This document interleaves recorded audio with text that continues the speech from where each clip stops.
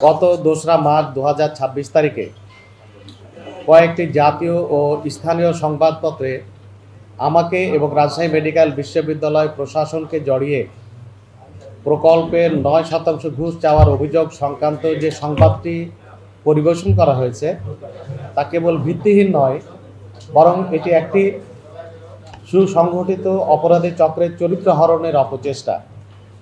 আমি দৃঢ়ভাবে বলতে চাই, এই সংবাদের কোনো সত্যতা বা নৈতিক ভিত্তি নেই।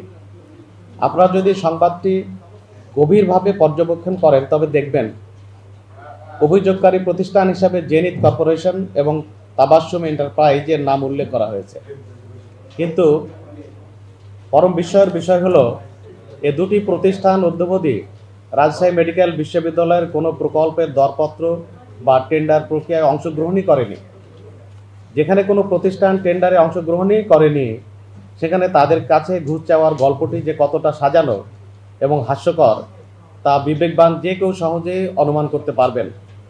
মূলত এই প্রচারের নেপথ্যে রয়েছে টেন্ডার প্রক্রিয়ায় অবৈধ হস্তক্ষেপ করতে না পারার ক্ষোভ। এই ষড়যন্ত্রের মূল হোতা জেনিত কর্পোরেশনের মালিক আতাউর রহমান টিপু। তিনি দীর্ঘদিন ধরে আমাকে এবং বিশ্ববিদ্যালয় প্রশাসনকে অনৈতিক এবং বেআইনিভাবে চাপ প্রয়োগ করে আসছিলেন। তিনি চেয়েছিলেন টেন্ডার ডাটা শিট তার দেয়া শর্ত অনুযায়ী সাজাতে হবে, যা সরাসরি পিপিআর বা সরকারি ক্রয় বিধিমালার পরিপন্থী। পিপিআর বিধিমালা অনুযায়ী বড় প্রকল্পের ক্ষেত্রে স্পেসিফিক এক্সপেরিয়েন্স প্রাক্কলিত মূল্যের 50% থেকে 80% রাখার নিয়ম থাকলেও তিনি তা কমিয়ে 50%-এর নিচে রাখার জন্য আমাদের উপর চাপ সৃষ্টি করেন।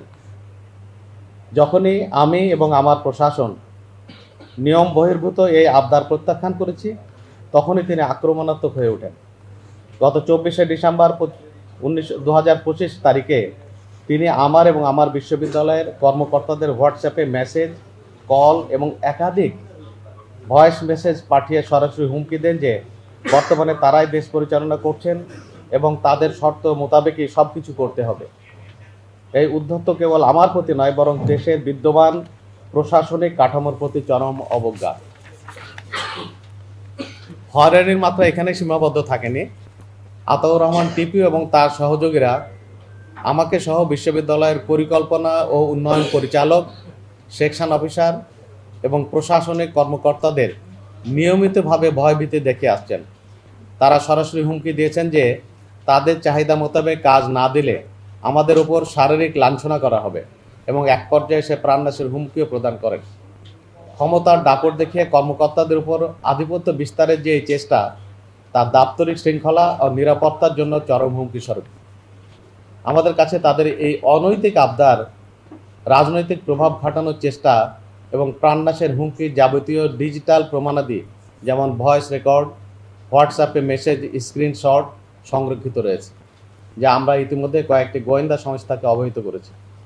এরই ধারাবাহিকতায় এম জামাল কং নামক আরেকটি প্রতিষ্ঠান একই উদ্দেশ্যে স্পেসিফিকেশন এক্সপিরিয়েন্স কমানোর জন্য বিশ্ববিদ্যালয় এবং মন্ত্রণালয়ে তাদের অভিযোগপত্র দাখিল করেছিলেন। বিষয়টি নিয়ে যখন মন্ত্রণালয় আমাদের কাছে জানতে চায়, তখন আমরা সরকারি বিধিবিধানের সুনির্দিষ্ট ধারা উল্লেখপূর্বক আমাদের অবস্থান পরিষ্কার করেছি।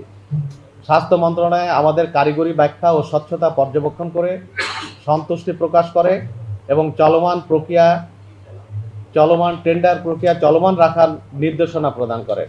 অর্থাৎ এই কুচক্রী মহলটি প্রতিটি স্তরে বাধা দেওয়ার চেষ্টা করে যখন সফল হতে পারেনি, তখনই তারা সংবাদ মাধ্যমকে ব্যবহার করে আমার ব্যক্তিগত এবং পেশাগত সম্মান নষ্ট করার পথ বেছে নিয়েছে। তাদের মূল লক্ষ্য হচ্ছে মিথ্যা ও বিভ্রান্তিকর তথ্য ছড়িয়ে আমাকে উপাচার্যের পদ থেকে সরিয়ে দেওয়া, যেন তাদের পছন্দের ব্যক্তিকে এই পদে বসাতে পারে এবং নিজেদের ঠিকাদারকে অবৈধভাবে কাজ পাইয়ে দিতে পারে। আমি আপনাদের মাধ্যমে দেশবাসীকে আশ্বস্ত করতে চাই, রাজশাহী মেডিকেল বিশ্ববিদ্যালয়ের প্রশাসন একটি মেগা প্রকল্প স্বচ্ছতা ও জবাবদিহিতার সাথে বাস্তবায়নের নিরলস কাজ করে যাচ্ছে। কোনো স্বার্থান্বেষী মহলের সাজানো গল্প বা হুমকিতে আমরা বিভ্রান্ত হব না এবং নীতির প্রশ্নে আপোষ করব না। আমরা এই অপপ্রচারের বিরুদ্ধে এবং কর্মকর্তাদের জীবননাশের হুমকির প্রেক্ষিতে আইনগত ব্যবস্থা গ্রহণেরও চিন্তা করছি। আপনাদের কাছে আমার বিনীত অনুরোধ, সত্য গোপন করে বা যাচাই না করে প্রকাশিত কোনো সংবাদ যেন জনমনে বিভ্রান্তি তৈরি না করে, সে বিষয়ে আপনারা সচেষ্ট থাকবেন। আমরা দুর্নীতির বিরুদ্ধে শতভাগ অবস্থান বজায় রেখে আমাদের এই প্রাণের বিশ্ববিদ্যালয়কে একটি বিশ্বমানের প্রতিষ্ঠানে রূপান্তর করতে প্রতিশ্রুতিবদ্ধ।